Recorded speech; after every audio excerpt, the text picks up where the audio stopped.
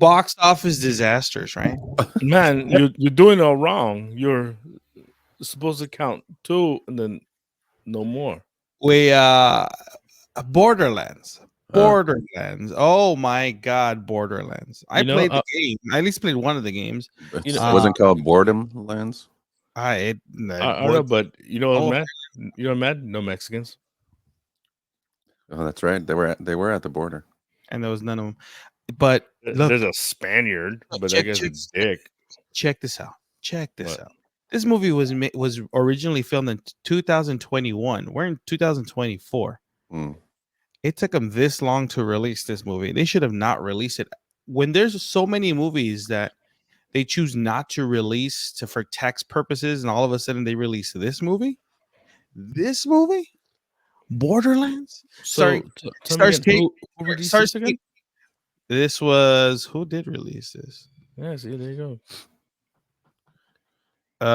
Let's see. You gotta do your research. Do your research. Lionsgate. Lionsgate. Really? Distributed by Lionsgate.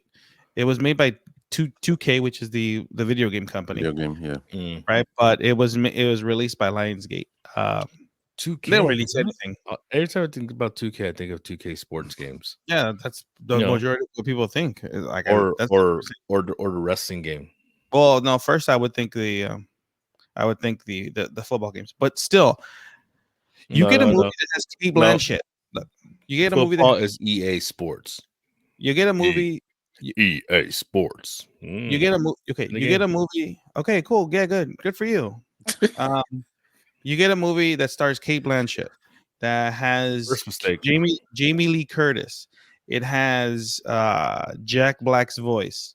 Kevin Hart. It has Kevin Hart. It has a few other actors, and it's really, really bad. It's boring. The jokes aren't funny. It's got Ivan Drago's son. Yeah, and it has Drago Jr. in it. It's got golden showers. Look, I'll tell you this. I never play. I played the game. I played I think the first Borderlands or whatever, one of the Borderlands. And I'm like, okay, this is a fine game. This is a fine game. I'm okay with it.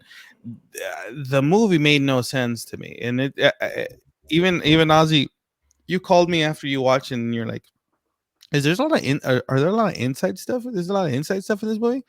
I'm like, well, it is a game, but even then. But it doesn't really stick to the game though. It's just the characters.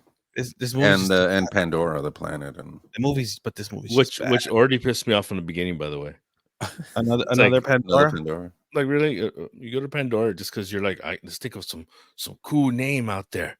What's out there? That's part of the game. I know Pandora. Yeah, that's part of the game. That doesn't matter. I'll tell you this: the action sequences are not exciting.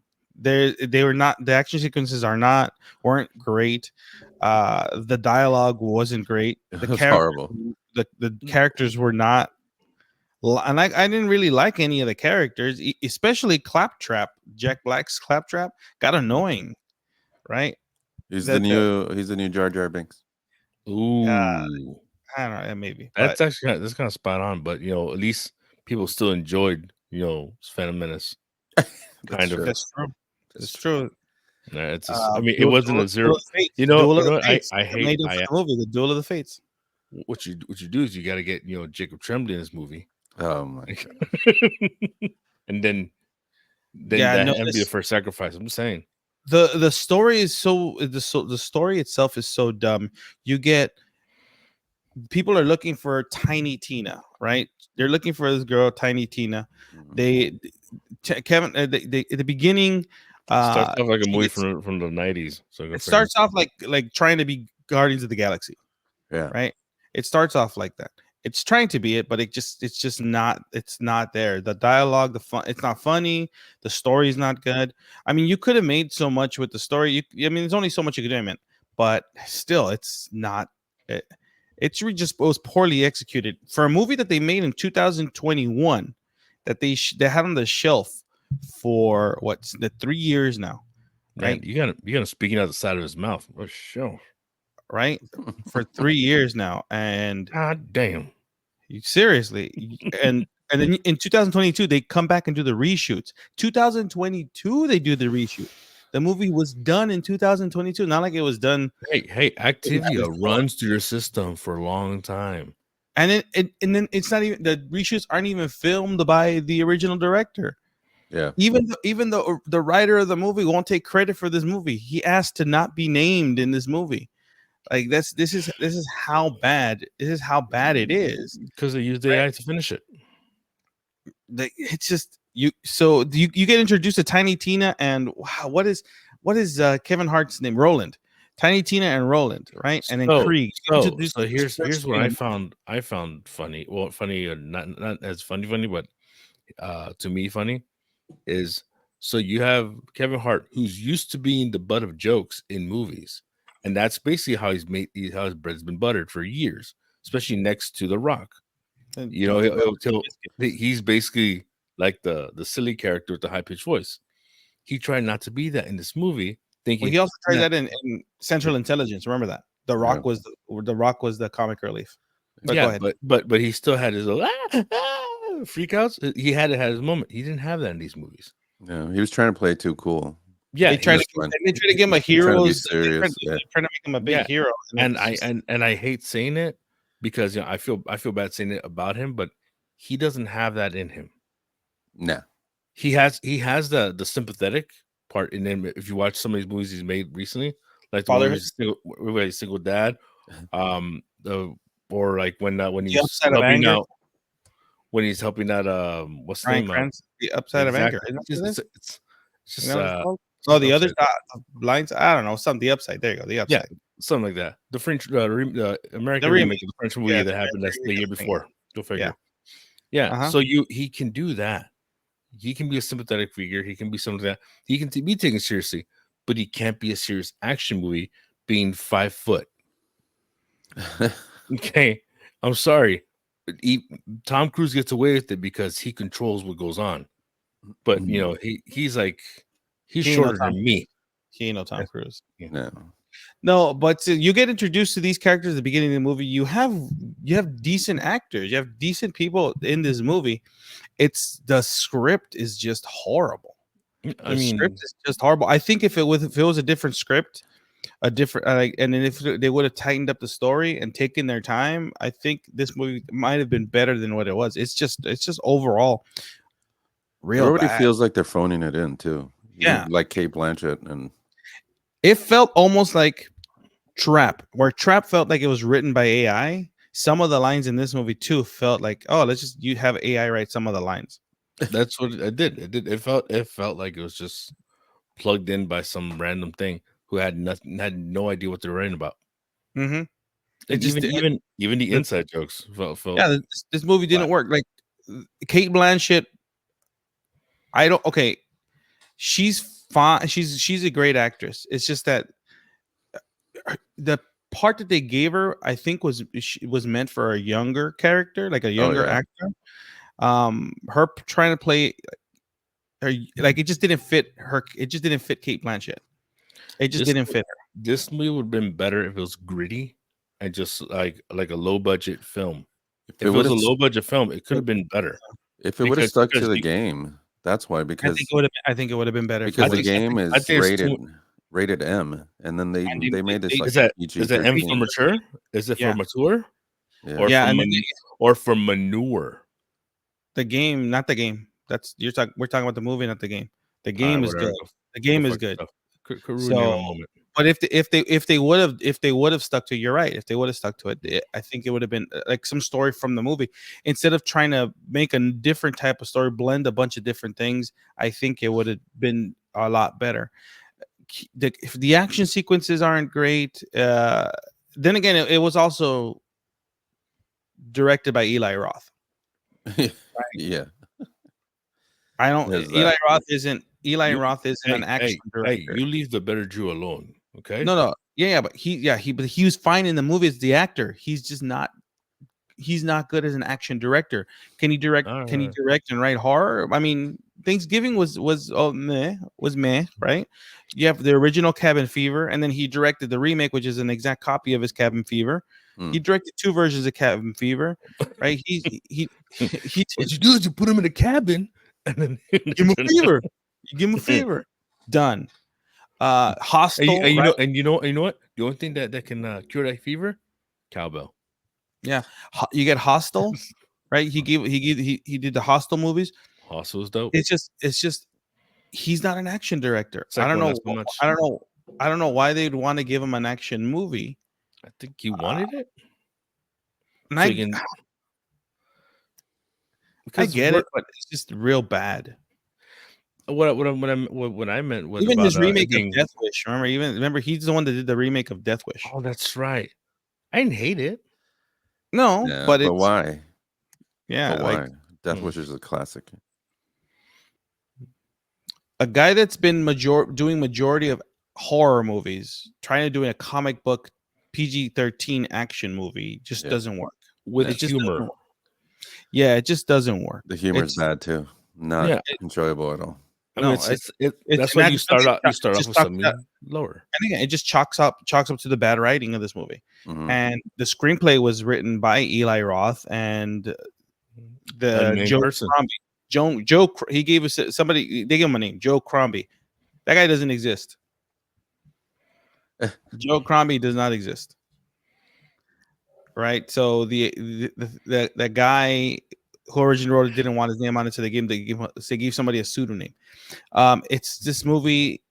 I can't recommend this at all. It's. I think it's a waste of time to watch. It's the French have a word for it. It's called merde.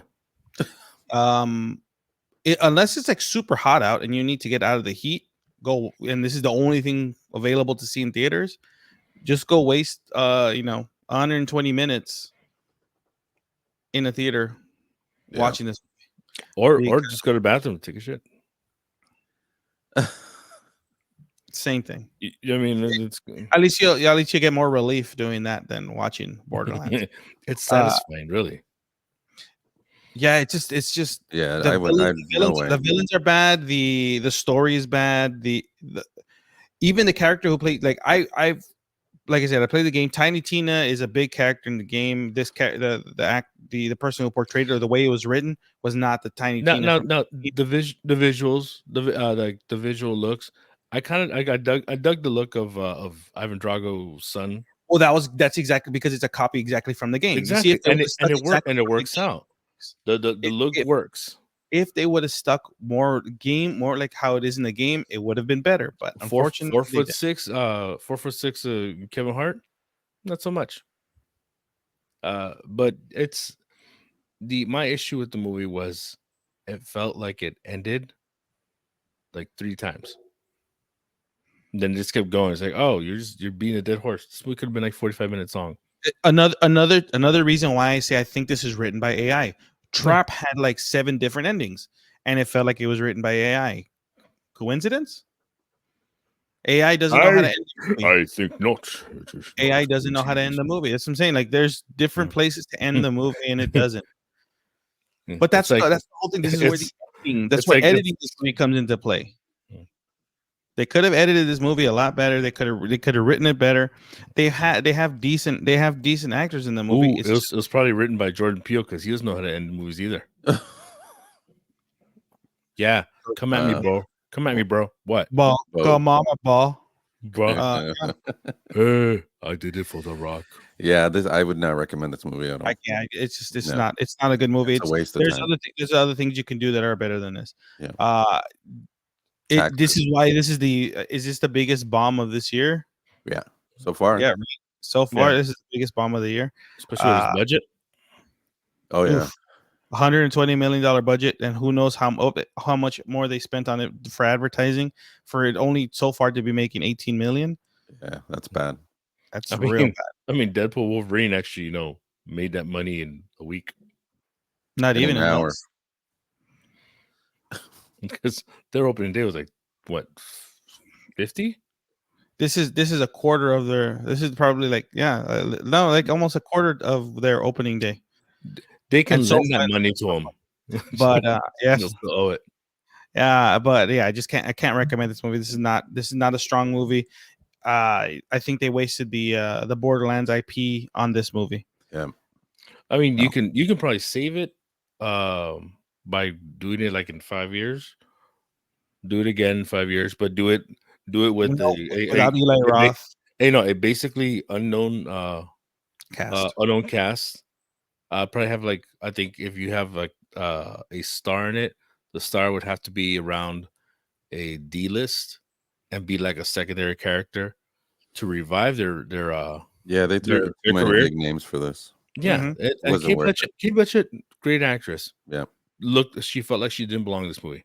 No, and I told you a while back. I think they dropped the ball. They had I think if you go with a different studio to actually front them, you can actually find some good talent out there that would be willing to work with unknowns, and actually would work out pretty well because they'd put some more oomph into it.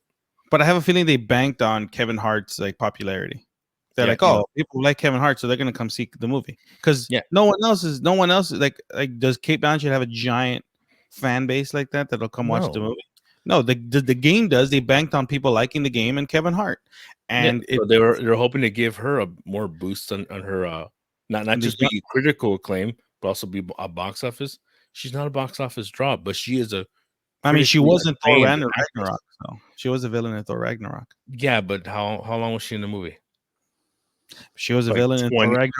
Like 20 minutes out of the whole, almost 2 hours.